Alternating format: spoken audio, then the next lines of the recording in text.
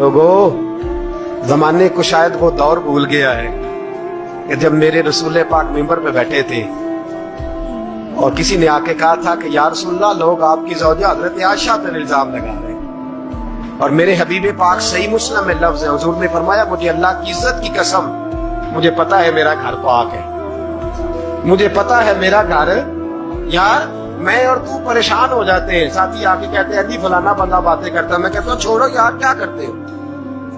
यहाँ तो लोगों ने रसूल रहमत सल्लल्लाहु अलैहि वसल्लम के घर अक़दस को नहीं छोड़ा। मैं उस बात को छेड़ना नहीं चाहता, लेकिन इशारा देना इस मौजू पर जरूरी है।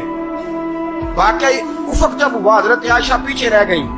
आप वो औरतों के बने होते थे, ऊंटों के ऊपर ना उनके खैमे बने होते थे, जिस तरह डोलियां बनती हैं खैमे, तो औरतें अंदर दाखिल हो जाती थी, पर्दे का पर्दा रहता था, उसी तरह की डोली खैमा बना हुआ था। हजरत आयशा पेशाब करने के लिए झाड़ी के अंदर चली गई। जिस गुलाम की ड्यूटी थी उसने ऊंट उठाया, उसने समझा आ गई, वो ले गया। एक हजरत सुफान रज़ी अल्लाह तआला अन्हु की ड्यूटी थी कि तुमने पीछे रहना है, सामान समून रह जाए तो लेके आना है।